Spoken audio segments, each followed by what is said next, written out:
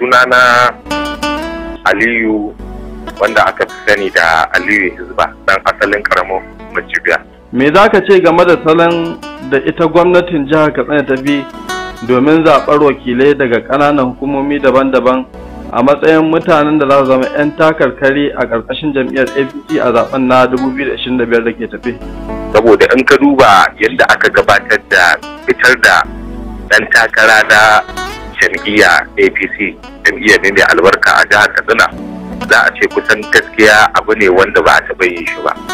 Saboda dalili shine abin an ba hanyoyi yadda ya dace, yadda aka fitar da ɗan takarar ba tare da rigima ba tare da harkici ba tare da tada harguwa ba tare da komi ba.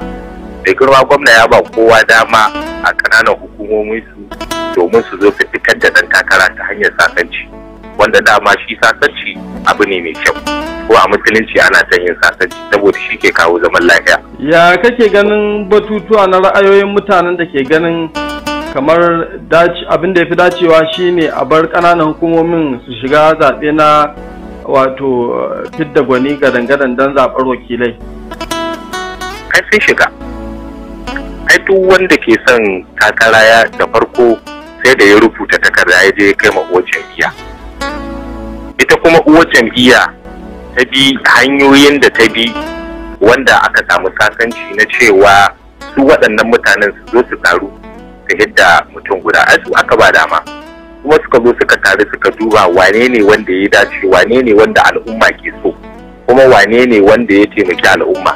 Dan ka duba kamar munan karamar hukumar Macibiya, kowa ya sani mai girma Honorable Siraja Ado shugaban jam'iyya tun kan a san cewa zai shiga takara kusan duk inda ya zagaya neman alfarma al'umma domin su hito su zafi jam'iyyar APC, sai da ya tsaya ya tambaye su menene suke so kuma wani alƙawalla suke so a cika musu. In ka ɗauka kamar munan matasa, duk inda ya je zai ce da biro da takarda da littafi, matasa su rubuta abin da suke so don an ci zaɓe a yi musu. Kuma da aka ci zaben nan ya zo cikin kuɗin shi cikin ajihun shi, mafi akasari abin da al'umma suka fi so cewa wannan matasan shine a tallafa musu bangaren karatu. To wannan hanyar ya bi ba tare da ya san ko mutum guda ba cikin waɗanda yake biya mu kuɗin makaranta, bangaren diploma kaɗai shugaban jam'iyya ya biya mu mutum 120 kuma ɗan takarar ciyaman na yanzu. To kaga wannan ci gaba ne. Wato wasu za su iya ganin kamar dama wannan aikace-aikacen shi shugaban jam'iyya na APC Siraja Ado ya fara gudanar da su ne bisa aniyar shi ta tsayawa takarar shugabancin karamar hukumar, wanda kuma gashi haƙashi ta cimma ruwa. Wannan ko ɗaya, ai in ka duba shi ba shi ya hito ya ce yana son takara ba, al'ummar gari ne suka fito suka ce suna son ya fito ya tsaya musu shugabancin karamar hukuma. Idan ka duba za ka ga akwai ƙungiyoyi waɗanda ake ce ma Coalition of APC Youth Organization, ƙungiyoyi ne na haɗaka na matasa da dattawa da mata masu sana'a hannu. Su ne suka fara kira suka rubuta mashi takarda suna roƙon shi kuma suna son ya fito masu takara a shekara ta 2025, kuma suka ce suna son mai girma gwamna da ya tsayan musu da Honorable Siraja Ado a matsayin ɗan takara na shekara ta 2025. Kana ɗaya daga cikin mutanen da suka yi wancan gangami inda har ma kuka sha alwashin cewa za ku kai Siraja Ado ƙara a kotu don gurfanar da shi ya faɗi dalilansa na rashin tsayawa takara matsawar bai bi umarni ko kuma kiran da kuka yi masa ba. Za a iya cewa tsoron wancan matakin da za ku ɗauka ya sa ya fito takarar ko kuwa? A lokacin da aka je aka gabatar mashi da takarda ta ƙungiyoyi da ba ma fa iya ƙungiyoyi ba na jam'iyyar APC ne kawai.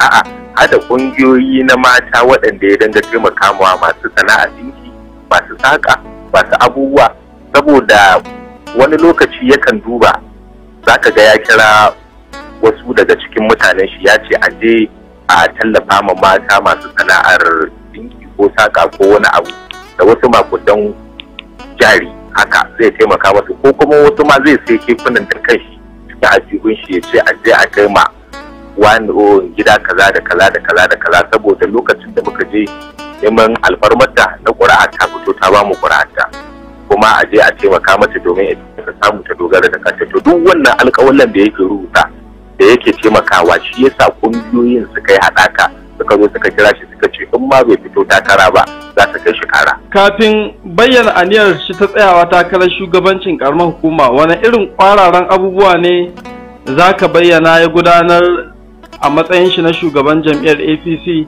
don ci gaban al'ummar karamar hukumar Jibiya da za a iya la'akari da wannan al'umma su mara masa baya ko kuma su zaɓe shi a kakar zaben da ke tafi ta 2025? Abubuwan da ya yi suna da yawa, sai dai in tsakuro kaɗan daga ciki. Da ɗaya babban muhimmi abin da ya fara ba mutane sha'awar shi kuma yake da jama'a yana da cikin kulawa da yake yi ma al'umma, kullum yana tare cikin al'umma shi. A koda yaushe kake son ganin shi kana iya zuwa inda yake zama ko kuma gidan shi zaka same shi domin ya ji wani koke ka zo da shi ya taimaka ma. Na biyu kuma akwai tallafi na karatu, saboda wasu za a gaba su da hali na su yi karatu amma zai zo zai taimaka musu da kuɗin registration ko da na shekara guda ne.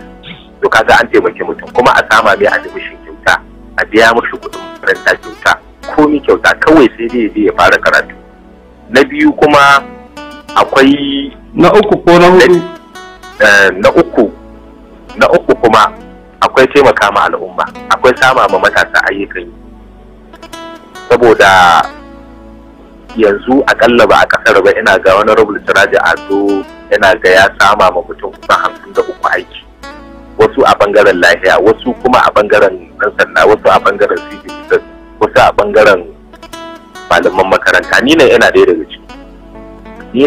daga cikin waɗanda ya sama ma aiki. Yanzu haka nan wurin daga makaranta na togo muke inda nake aiki, na zo gida domin in yi karin kumallo in koma. To ka gani ma an dogara na dogara da kaina. To ire-iren waɗannan abubuwan su ne suka babu sha'awa na mara ne baya. A baya kayi wasu kalamai da kake cewar wato Siraji Ado babu wani mutum irin shi musamman a cikin 'yan takarkaru da aka samar a jihar Katsina baki ɗaya. Me yasa kai waɗannan kalamai? To dalilin da yasa na yi waɗannan kalamai shine abin a bayyane. Shi ba shi ya bayyana aniyar shi ta tsaya takara ba, al'ummar karamar hukumar Jibiya ne suka kira shi da ya fito ya tsaya masa takara, saboda suna tunanin shi ne zai iya ceto karamar hukumar Jibiya daga halin da take ciki. To kaga wannan gagarumin nasara ce. Idan ka duba za ka ga ESCO na jam'iyyar APC tana ɗaya daga cikin mutanen da suka taimaka mashi wurin sayan fam, saboda fam ba shi ya sai fam da kuɗin shi ba, al'ummar gari ne suka yi mishi haɗaka, daga ciki har da shugabannin jam'iyya na mazaɓu da ESCO na jam'iyya baki ɗaya su ne suka haɗa mashi kuɗi sai fam. To kaga wannan za a ce shi wani rabu Siraji Ado sai dai san barka. Daga ƙarshe wani fata kake da shi ga Siraji Ado da kuma ɗaukacin al'ummar karamar hukumar Jibiya? Daga ƙarshe ina yi ma mai girma ɗan takarar shugabancin karamar hukumar Jibiya fatan nasara a zaɓe mai zuwa. Sannan kuma ina ƙara kira ga al'ummar karamar hukumar Jibiya cewa su fito ranar zaɓe idan Allah ya kai mu shekara ta 2025 su kaɗa ma jam'iyyar APC, su kaɗa ma Honorable Siraji Ado ƙuri'unsu domin ya ci gaba da ayyukan